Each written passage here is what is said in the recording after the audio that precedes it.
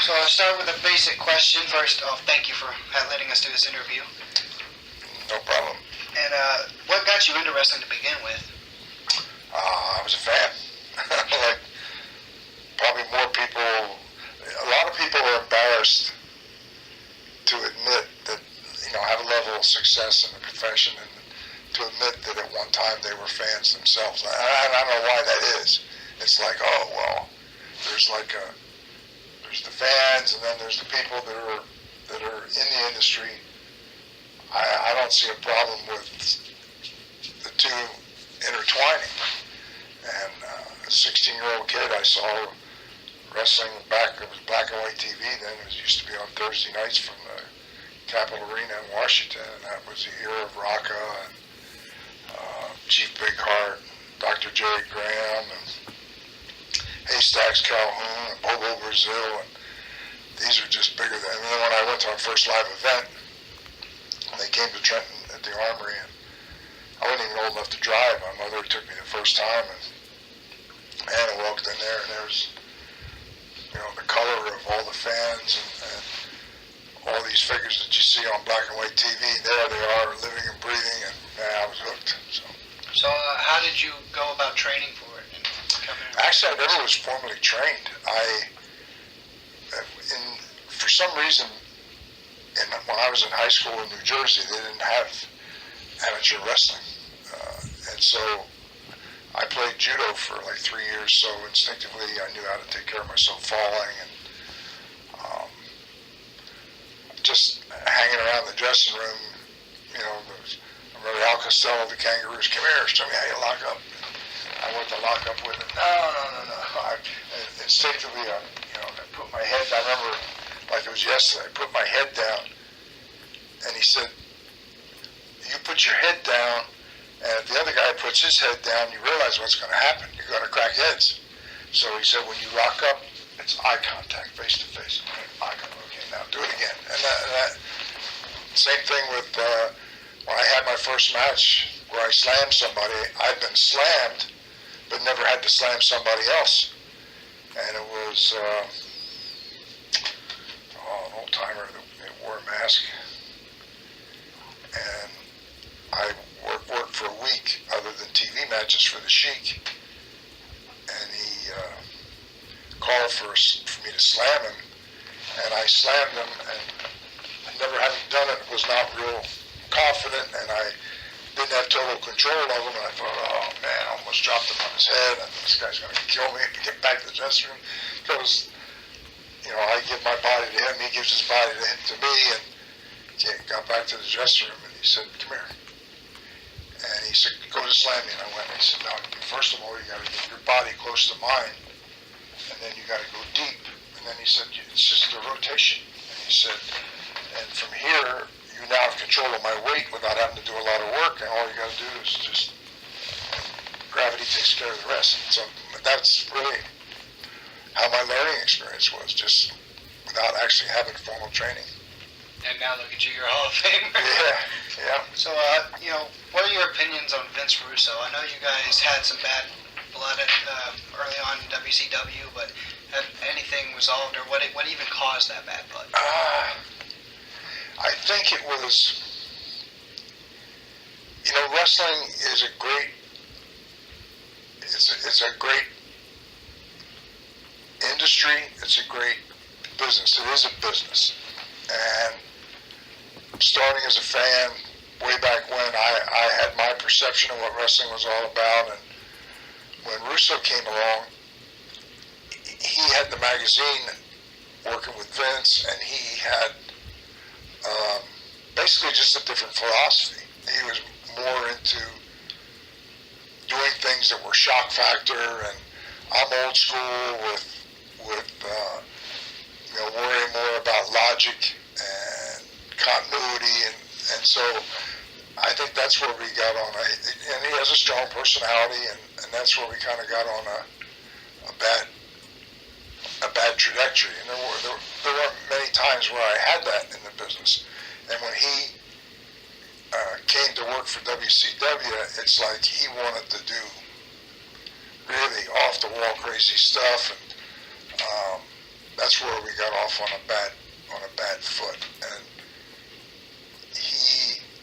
I think what bothered me most was he was given the authority to go ahead and do it his way for a while, even though his philosophy and mine differed greatly. And then one day, he came by at my own office, and he came by from the other side of the building, and stood in my doorway with the door open and basically cut a promo.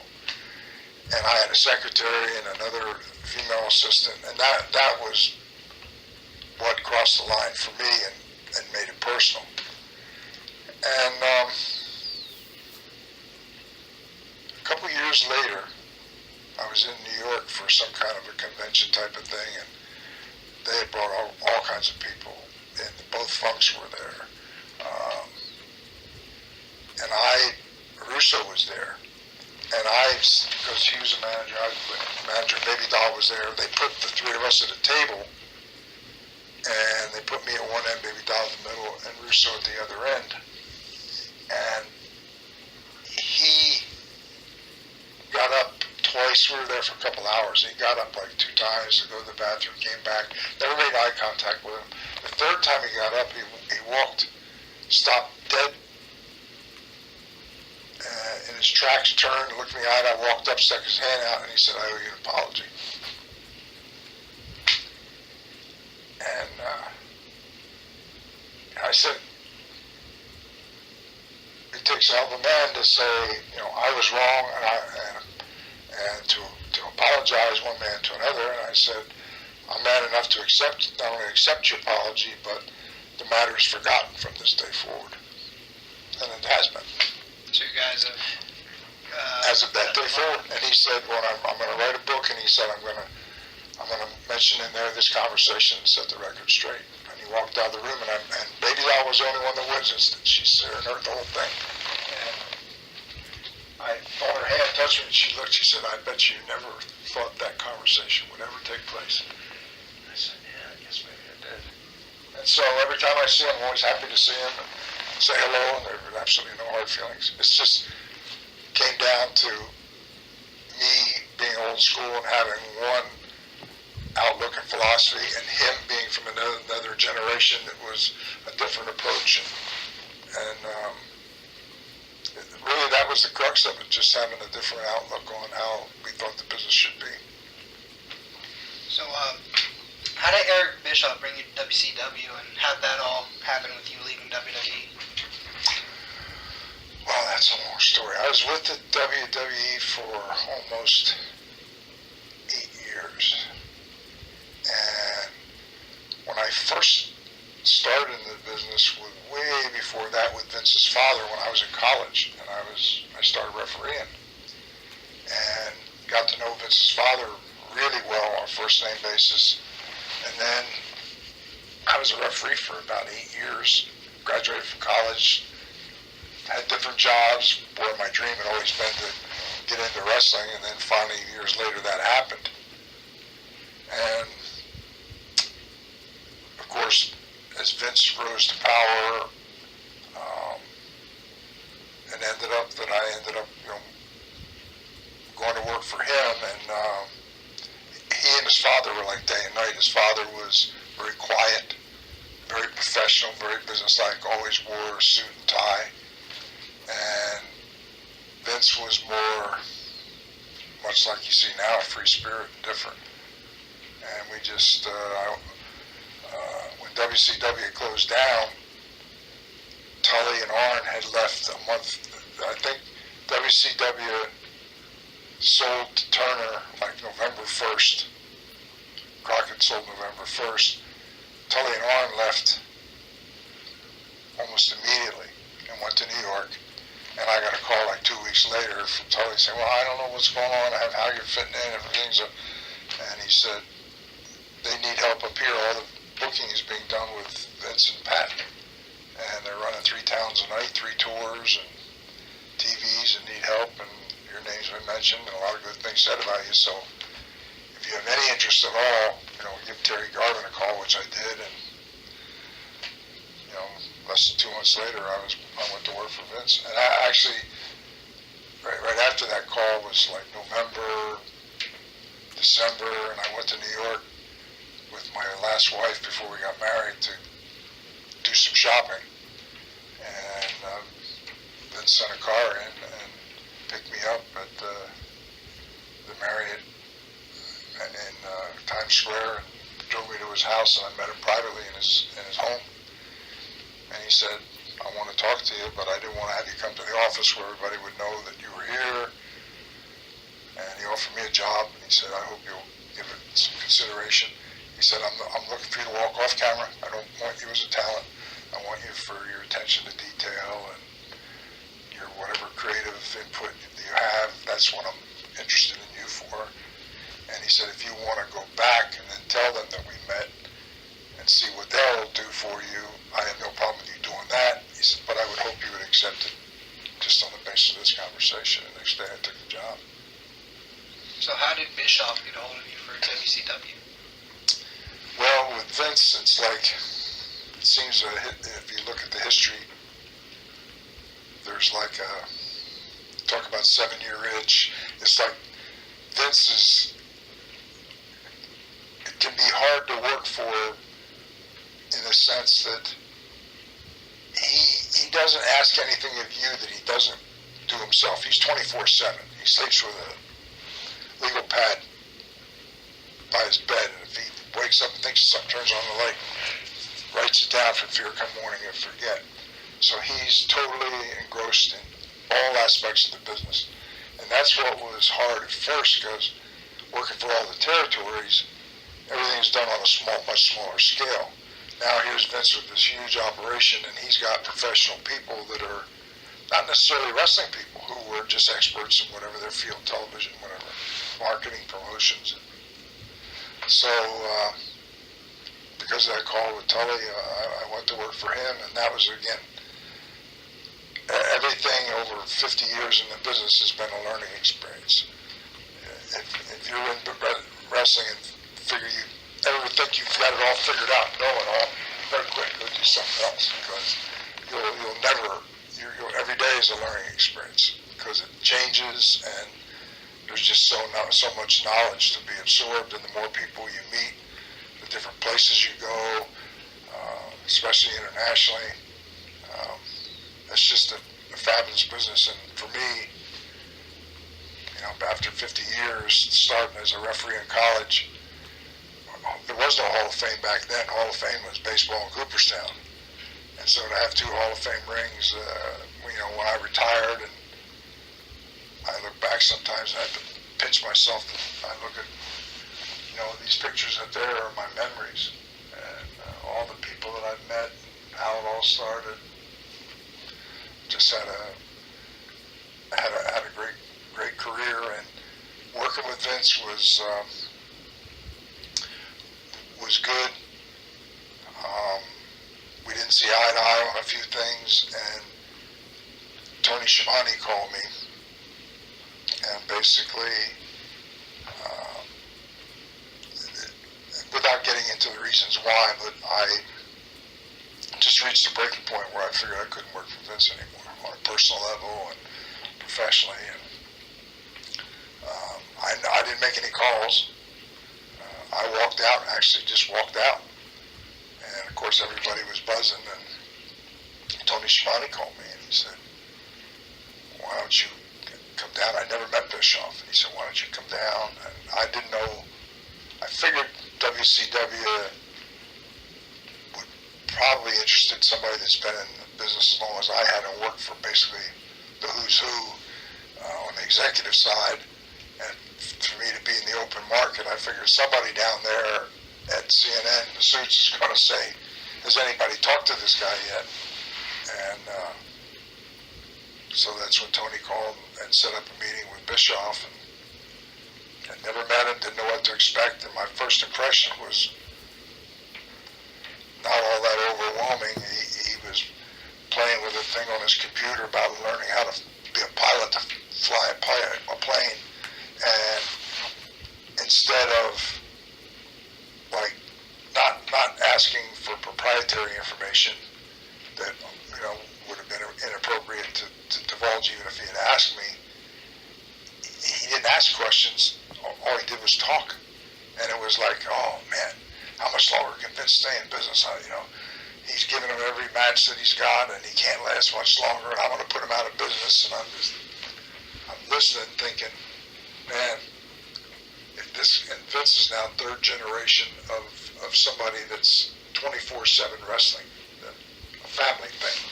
And here's Eric Bischoff that's in charge of a division for a broadcast company, and he's had like 10 or 11 predecessors that all tried to do it, that were very successful people in the Turner organization that failed and lost their jobs as a result of it.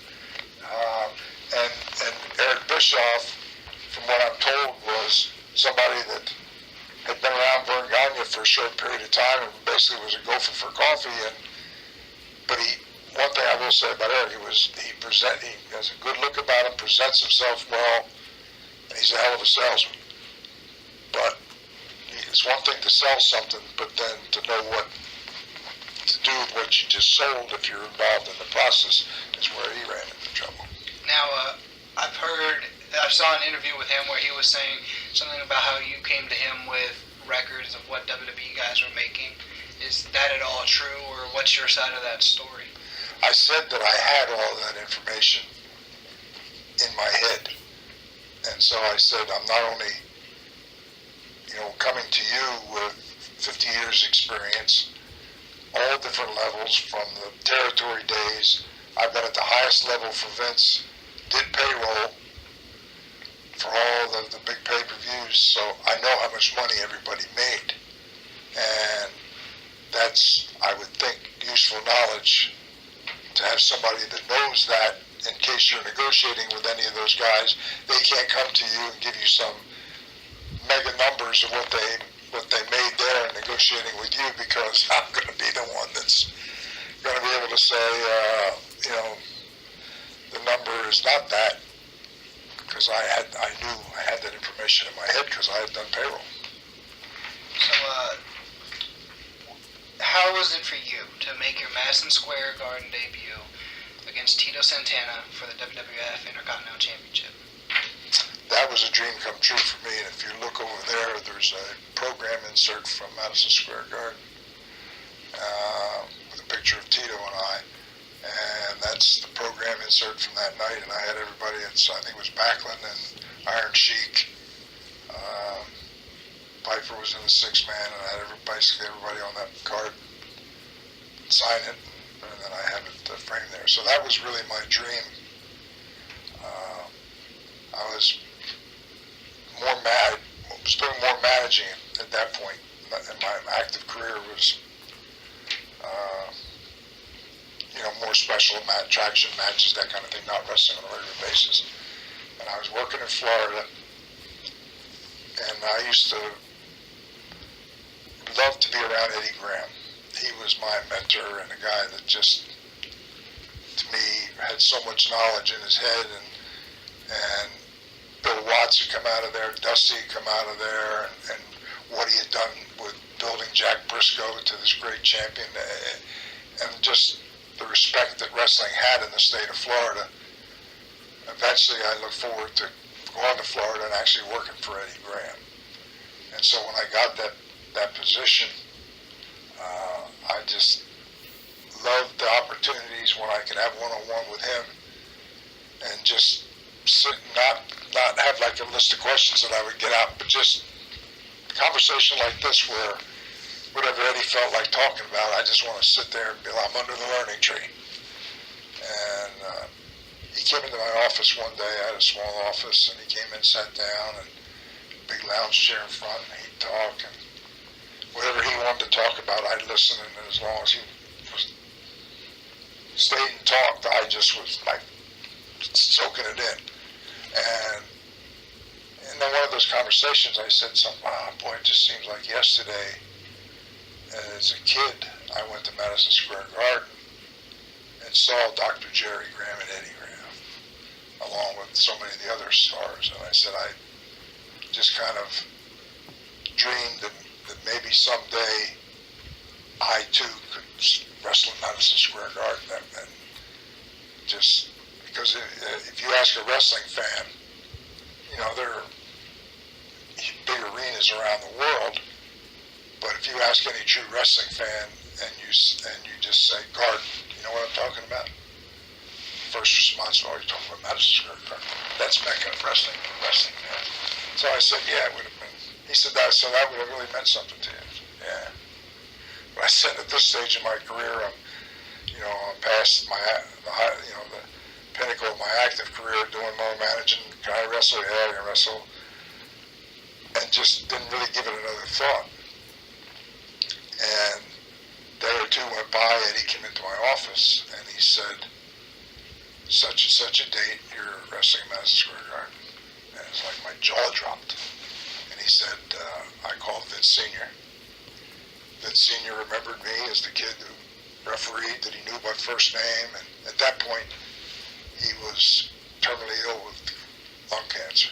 It was a couple months before he passed away. And Eddie called him and he said, he's here working for me, and just talking.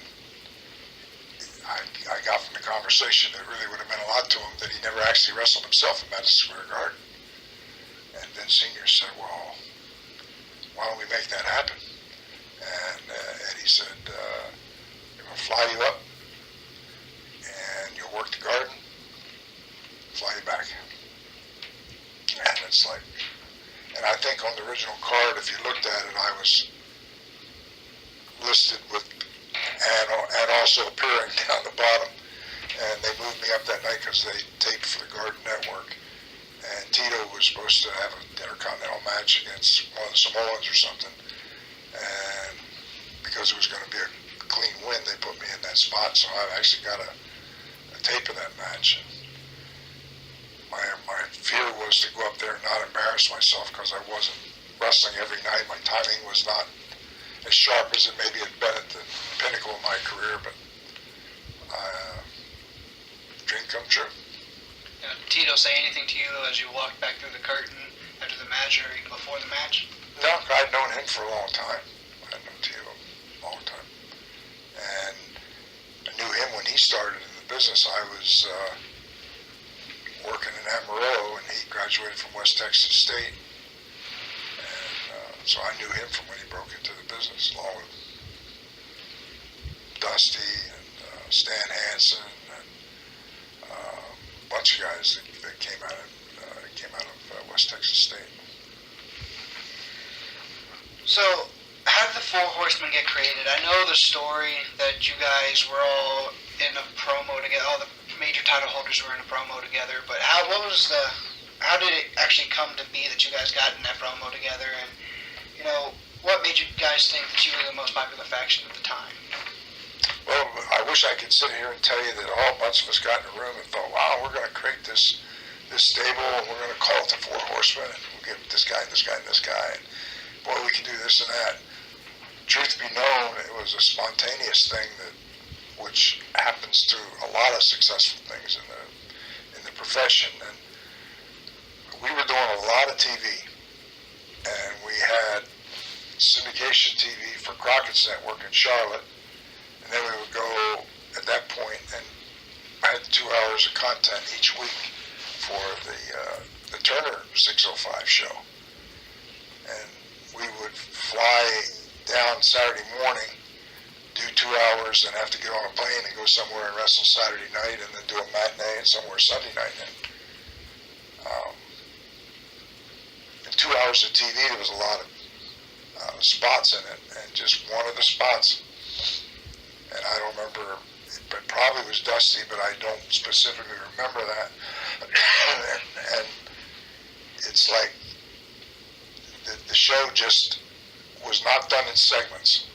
It's like when we were ready we got there, everybody be hungover from the night before, no sleep, tired, and some of the best TV I think we ever did was under those circumstances, where we're there, and they'd start rolling tape, and they'd have a format, and just go, and sometimes there'd be a couple interview spots that we weren't sure who they were going to put in there, and I think it was one of those where Dusty or somebody said, well, Ann Flair's got the world title, Tully and Arnold world tag champions, Barry's this, and you got all the gold belt, all the bragging bragging rights, just all of it go out there. And the only one I managed at that time was Tully. So that was the reason I was out there. And as I remember it, it was actually not a TBS show. That we would also do syndicated things for markets. And I think it was one of the markets, which is why there's no tape of it somewhere, because we would plug a town somewhere, and then they would put it in the show that week, and then they would erase that tape and record over it. And nobody remembers what town it was. We would usually do those like on a Wednesday, and then they would go out to be put into the television show that would have a couple of spots that were open, not sold as commercials. And the stations would get an hour TV. Two of the spots would be kept for the wrestling promotion to put in if they had live events, or if they didn't, just to put in something generic. In other words, they owned those spots, and the other spots, the TV station could then sell, which is where they made their money. They could sell for ads, and always had good ratings. And so one of those things that we did on Wednesday, we just all went out there, and as I remember, Arn just said that take a good hard look at your camera. And Flair had the gold belt, Tully Arn had a gold, Barry had, like, here's all the champions, all the bragging rights, we own all the gold. And he said, if you take a look at this picture, never have so few dominated the whole rest of the industry. And to try and find a comparison, you'd have to go back in your history books to the Four Horsemen of the Apocalypse, held up four fingers. Just to throw out line that we didn't think anything of it when he said, just Arn sometimes would do. His mind would go places, and he would do these great interviews that only he could do. And for some reason, that line, after that show aired, which was locally somewhere, then everybody, it was like a seed was planted, and then everybody was talking, did you hear what Arn said? And then people would have copies of it, and send it to other people, and it got so that like everywhere that we went, because it was an interactive thing. And I remember we got to Greensboro one time, the whole front row were like Horseman fans, all dressed with white shirts and ties and jackets, and when we come out, you know, they used to have signs that said Rock and Roll Express, and then when we came out and get in the ring, they'd flip them over and it said Four Horsemen, and they would all go like this. So it became something that just was an interactive thing that the fans took. I remember Jimmy Crockett, like a couple of weeks went by, and Jimmy said to me, what's this Four Horsemen thing I keep hearing about? I said, I don't know. Arn threw it out on an interview, and the fans picked up on it, and they just won't let it go. And it's grown and grown and grown, and I mean, it's something you ought to pay attention to. And that's really how it all started. So now, when Rick retired after his match against Shawn at WrestleMania, you guys all came back out to the ring as Triple H introduced you to the crowd. You all came back out in the ring for Rick's farewell speech and everything. What did that mean to all of you guys? You know, Rick's the man in professional wrestling, 16-time world champion, two-time Hall of Famer. As you guys are just giving him one big hug in the ring, what did that mean for you guys all to be back together again? Terribly emotional. If you watch the video, we were all crying. Because we're all, yes, it was a professional thing, but it was also a personal thing, because we all genuinely enjoyed being around each other and enjoyed each other's company. And if we were off, much of us lived in Charlotte, so if we had a day off, somebody would have a barbecue, or around the holidays have some kind of a party. That's where we would be with our families. You know, a lot of times you hear somebody, well, man, I get a day off, the last thing I want to see is the guys I work with. You know, I want my time away. But it was something it's hard to describe. It's just we enjoyed being around. We all had our individual personalities and everything, and our own interests and our own families, but even our families got along, which is kind of unusual. You know, sometimes wives can be, somebody doesn't like somebody else's wife, but just everybody got along, and it just, it was never something that we thought of creating a memory, or it's just the support of the fans, the interactive part of the fans, that then the Four Horsemen just became part of our history. It was a big deal. So, Rick's daughter Charlotte is very successful right now. What are your thoughts on her, Becky, Sasha, and Bailey all doing their little Four Horsewomen deal? What are your thoughts on that? Hey, if it works, go for it. It's like the Four Horsemen things, after, when Tully and Arn left to go to work for Vince, and I left shortly thereafter, the Four Horsemen thing continued. It was Hiro Matsuda, it was other Sting at one point, and it's like promoters,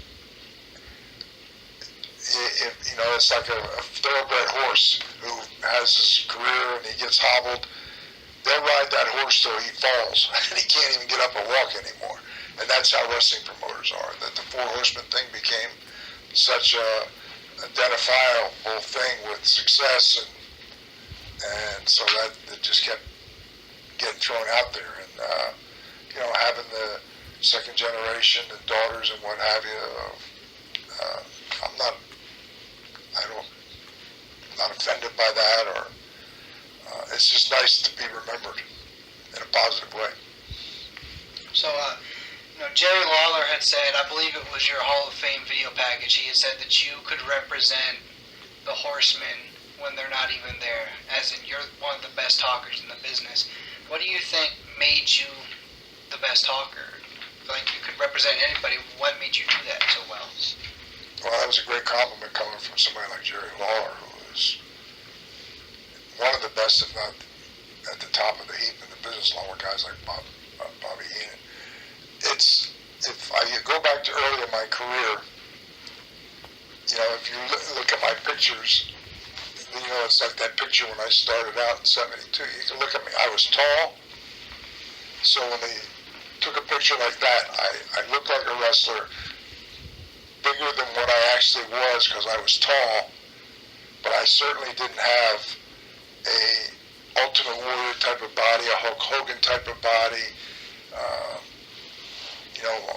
muscled and ripped. And I hated going to the gym. I never went to the gym in my life. So I was fortunate that I was tall, and from the very beginning, I realized that it wasn't so much my look, because if I walked into the room, my first impression was not, wow, who's that person? He's somebody. I didn't have that type of look about me. So what I realized were my strongest contributions were my interviews. And so that's what I worked the hardest at. So instead of going to the gym and doing things like Tully and Arn went to the gym, especially when I got my breakup in the Canadian Maritimes after I broke in Charlotte. And up there, you had one interview that you would do on the tape without mentioning the town, and it would air simultaneously in all the markets.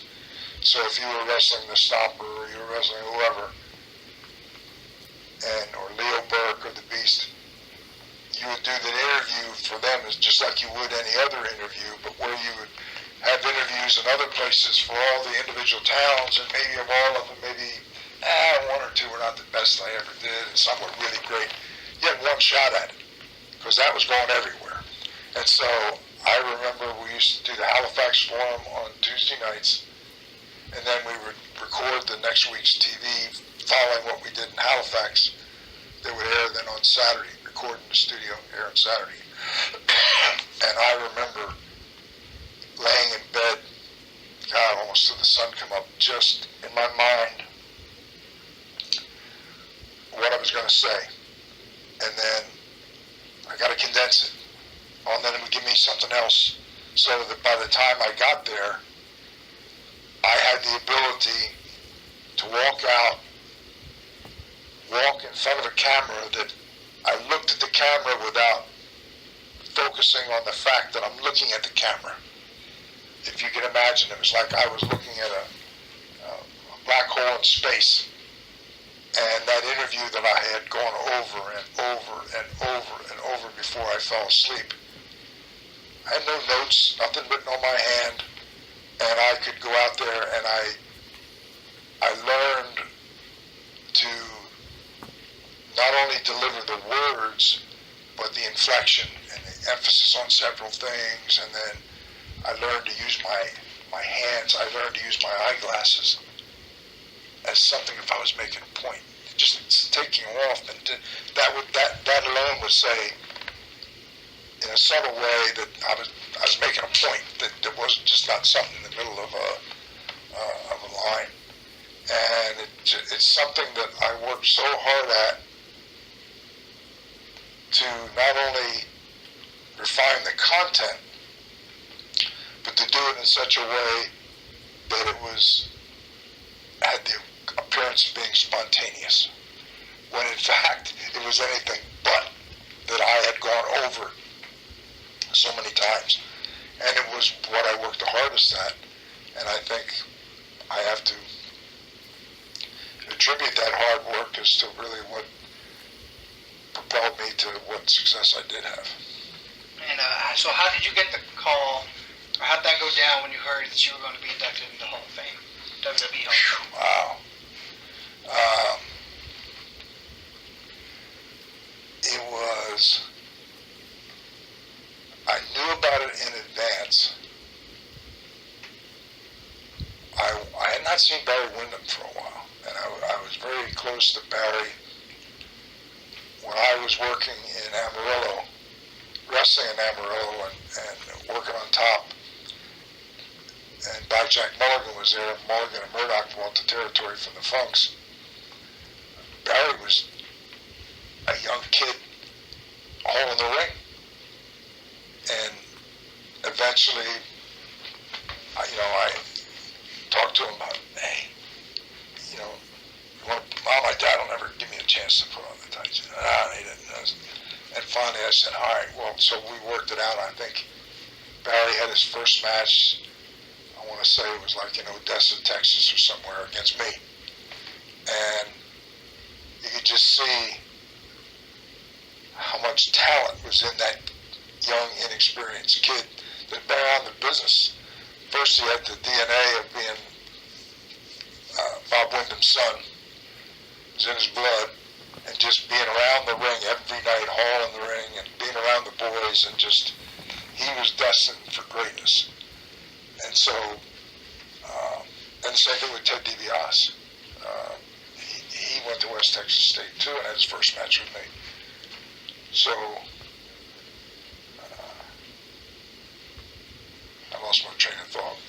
Where were you going? Just what was it like to get the phone call? With the Hall of Fame. I hadn't seen Barry for a while. That's where I was going. I hadn't seen Barry for quite a while, and had this tremendous history with him. And they were doing a fan fest show up in it's Exit 8 on the Jersey Turnpike that they would run a couple times a year. And Barry was going to be there. Well, it's about an hour and a half ride for me, and I thought, I'm going to ride up there and just surprise Barry. And when I saw him, it was like, oh man, and he grabbed the chair over in the corner, and then he and I were just like, we were the only two in the room. So he said, boy, that's really great news, isn't it? And I looked at him, and there was this like 5 or 10 second pause, and he looked at me and he said, you have no idea what I'm talking about, do you? I said, no.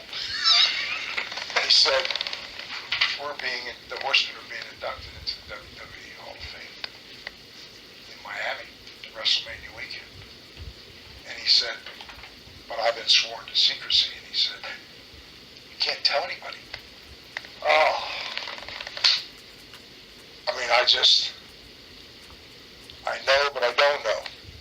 And then still, it's like, I remember when my daughter Missy, who lives with me, she's one of the twins, and she was in school and took her shopping and walking around Kohl's, And I said, I got to tell somebody. And I said, I know you won't, guys, you'll swear an oath not to tell anybody. And I told her, I said, I'm the Horseman being inducted into the WWE Hall of Fame at WrestleMania Miami. And she said, well, I want to be there. And I said, you be there, but just, you can't say anything until it happens officially. And after the conversation with Barry, it's now I'm waiting, and it seemed like an eternity before I ever got a call to notify me. And then your mind starts saying, well, the business is such that maybe things change. Somebody said, well, yeah, we want to do it, but why don't we wait till next year? I'm going crazy, the fact that after that conversation with Barry, and I couldn't tell, I didn't talk to Flair, didn't talk to Tully, didn't talk to Arn, didn't talk to Barry again, and just wait for some official notification. Now I'm thinking, God, here's this magical moment, and maybe it's not going to happen. And I was, on a Monday night, they would do Raw live sometimes, and they were in San Antonio. And I get a phone call about 6 o'clock. And it's somebody in San Antonio, and said, can you hold for a minute? John Laurinaitis was head of talent relations. And he said, John wants to talk to you. Sure. He gets on the phone and he says, the Horsemen are being inducted into the Hall of Fame.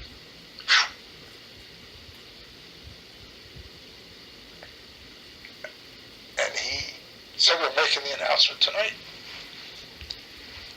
And he said, we've put together a great video package. And he said, each of you will be sent the video package for your own personal collection. So I'm watching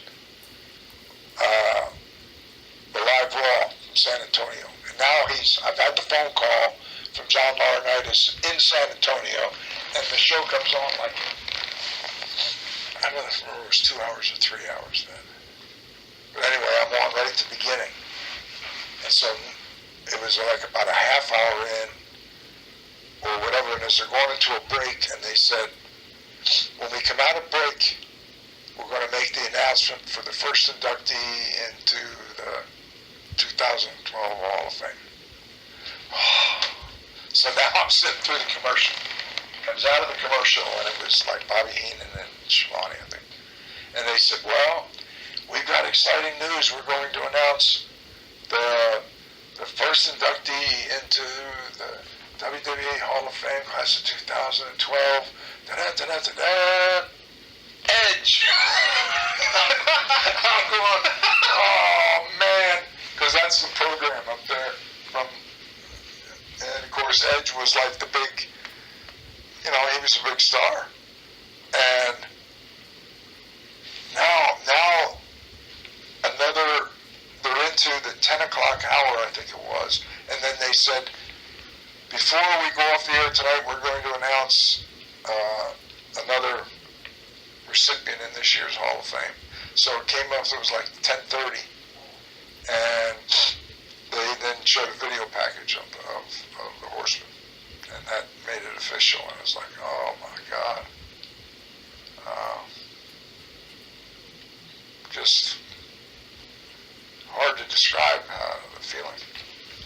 So, fast forward to WrestleMania in Miami, as you're getting your ring from Vince McMahon prior, and you're walking through the curtain with your music playing, and all you guys are out on the red carpet after Dusty just inducted you. Big red carpet, man, stars.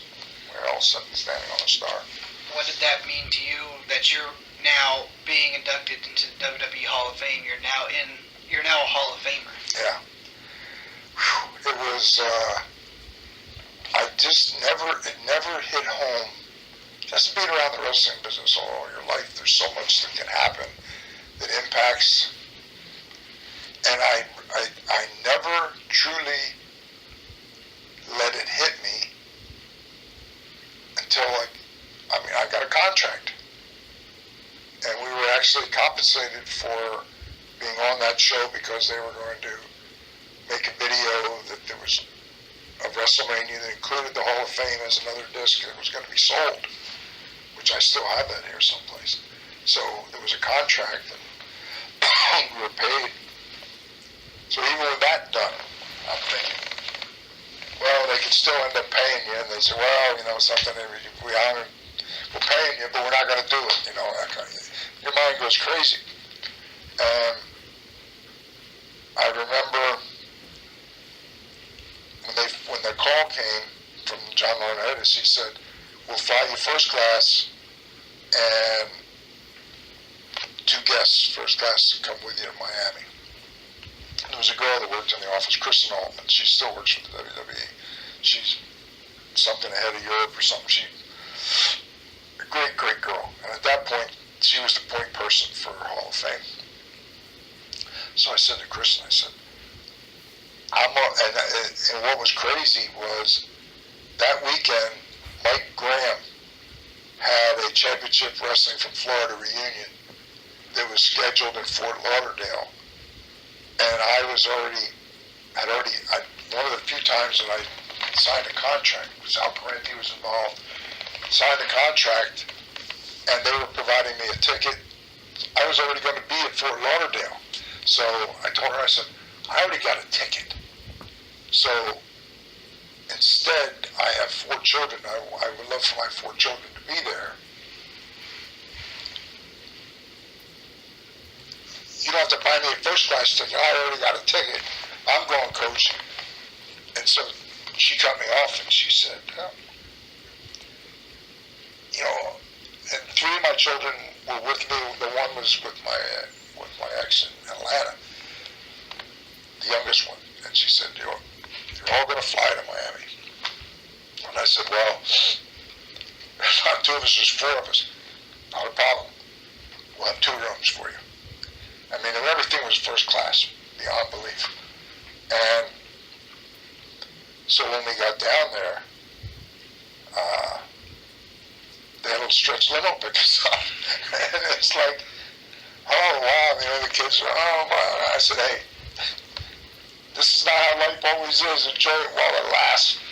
And then we were staying in Miami, and of course, we want to go to Miami Beach, because the next day I had a bunch of stuff that I had to do, and appearances, and I had to do the Mike Graham thing, which I already, but they worked it out where the Mike Graham thing was first in the day, and they had no problem with that, and they scheduled everything else after I was done with Mike. And I said, well, my oldest daughter from my first marriage was there, and she was excited to go because she had known Bill Apter forever. And she said, Bill's going to be there. I haven't seen him in years. And so they told me that they would have a car take me wherever it was. I said, I'm going to call the promoter and ask him if he can't send me. They said, we've already talked to them. We've done that. We're going to provide a car with a driver to take you and your daughter to Miami Beach for the other appearance. So now the kids are all, whoa, it's at Miami Beach. We want to go to the beach. So I remember telling Kristen, I said, oh God, Kristen, the kids want to go to the beach. So it's not a problem. So the next day there was this stretch black limo for all of us to go. My daughter went with me to spend with Bill Apter, and the other 3 kids had all their stuff to go down, and I could see through a picture window where we were signing and everything. They're down there playing in the sand and the surf. I mean, it was like you couldn't have asked for anything to be any better than it was. And it just was this unbelievable weekend. So, last question. What is your favorite memory as a horseman? Wow. You know, I don't know that I could really pick out one. You talked about the emotion of going into the WWE Hall of Fame, because that really is a big deal. And the people say, well, I'm also in the Pro Wrestling Hall of Fame, as you saw. and I have 2 Hall of Fame rings. And the Pro Wrestling Hall of Fame had a board of directors that had a board that every year they appointed a board who would do a list of potential inductees, and then they were done with the process, and then there was another group who would actually then vote. So at the end of that, first it was an honor just to get on the ballot, and then if you actually were voted of a body of 30, 40, 50 people in the wrestling business from all over the world, now that ring has significance to me because it's like the ultimate honor of you're selected by your peers for that acknowledgement. The WWE is a business decision. Vince he realized that he could fill an arena the night before with the Hall of Fame ceremony and sell tickets for $100 a piece and sell the arena out, which he already has that arena to be set up for Raw on Monday and everything. But it's like when you walk out and here's 15,000 people in the American Airlines arena that are all screaming and holding up this.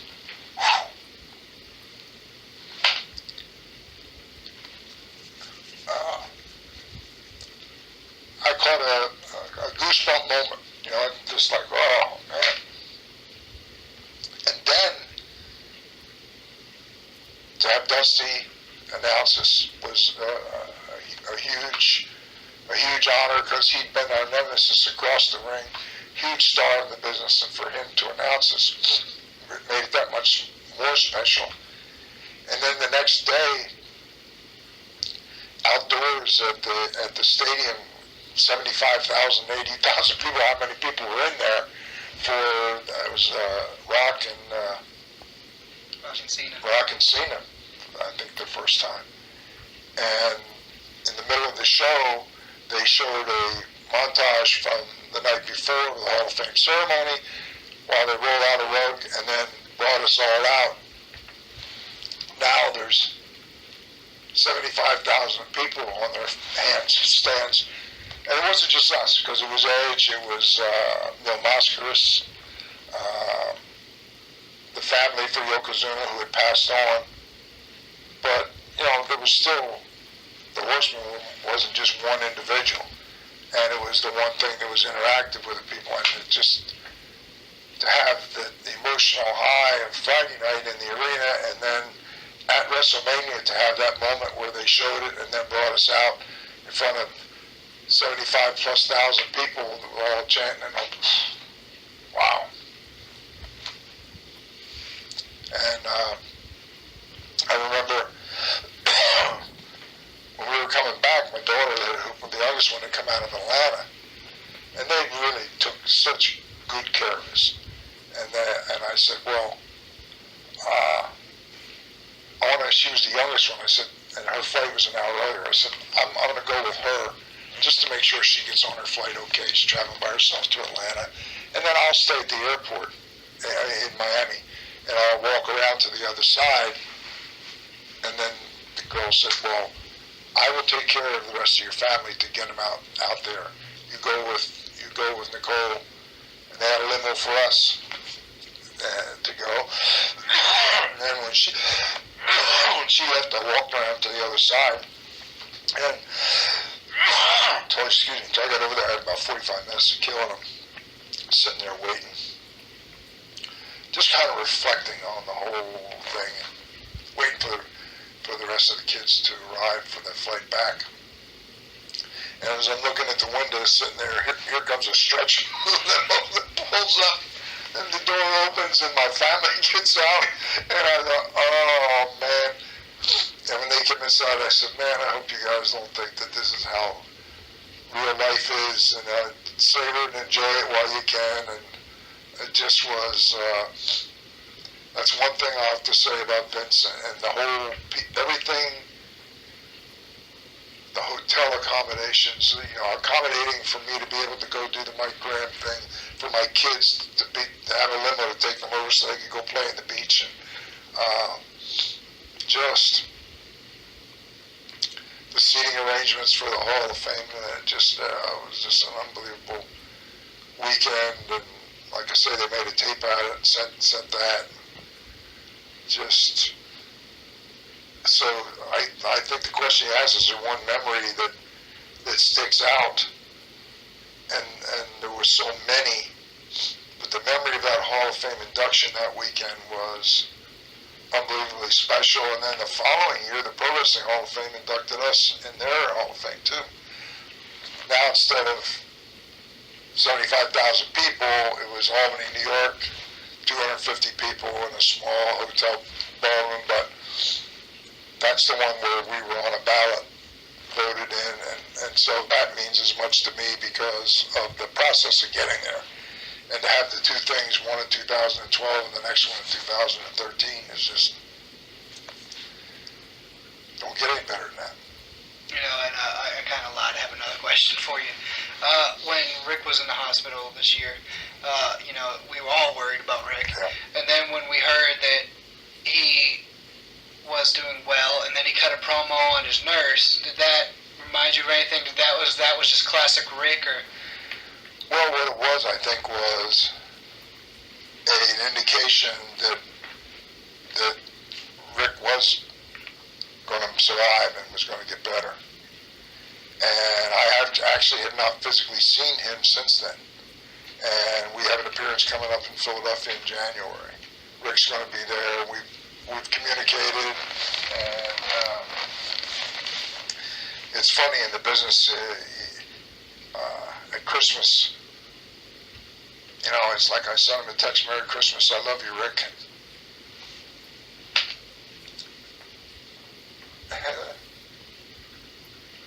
I get "I love you" text back from him. It's just, we've been through so much, and like you mentioned, Ashley, and I mean, I remember when Ashley was born, when I could hold Ashley in the palm of my hand. And now I see where she is. It's like, wow. It's like a leap of time. And it all becomes a blur, and then I kind of stop and reflect back, and I look at the memories. I look at, you know, if I go out somewhere, you know, I'm proud to wear my Hall of Fame rings, but it's like something, it's not like I've got a display cabinet, you know, it's something I'm very proud of. But, you know, these are my memories up there, and I look back to the kid that wanted to be a wrestler, and how I've had such a fabulous career, really have. That if I had Vince used to have a statement about, well, if you had a magic wand, what would you do, or would you do this? And I think if I had a magic wand and had the ability to change any part of how I started as a referee, and the thing is, to make it in this business, you have to truly love this business. You really do, because it's not an easy business. There's a lot of disappointment, a lot of heartaches, a lot of times where you get a lot of guys say, man, it's not worth this hassle, or the disappointments mount up until that moment comes along where it gives you inspiration to keep going.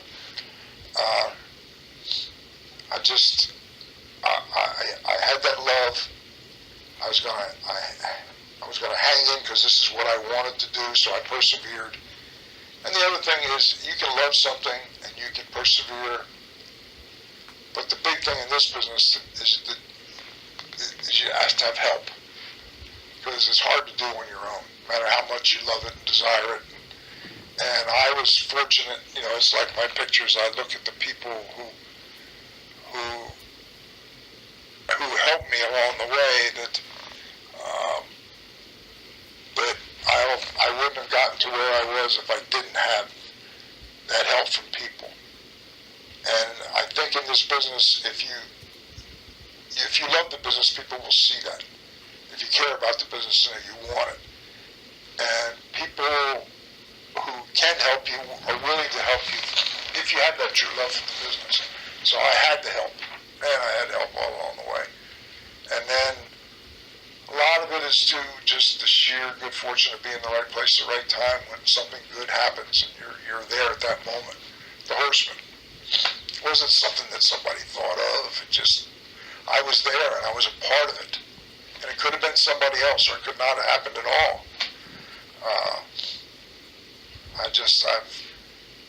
I've written my life story, but if I rewrote it and made it a work of fiction, I couldn't write a story that would be any truer than what has really happened to me. And I am so fortunate. And the one thing with every interview before I conclude it, I always say, my success wasn't, yes, I loved the business. Yes, I persevered through hard times and whatever. Yes, I had help. But it's always the one thing, and a lot of guys lose face of that, I never did, is the fans. They're really what makes you break you. They're the one that buy the tickets and support you. And you can have it and want it and love it, but if there's something that doesn't connect with the fans, you're not going to make it. And I was always fortunate to have the fans, and I always thank the fans, because everything that I have, everything that you see, whatever success I have, really I owe it to the fans. And I've started as a fan myself, so I can relate to that. Well, thank you, James, for the interview.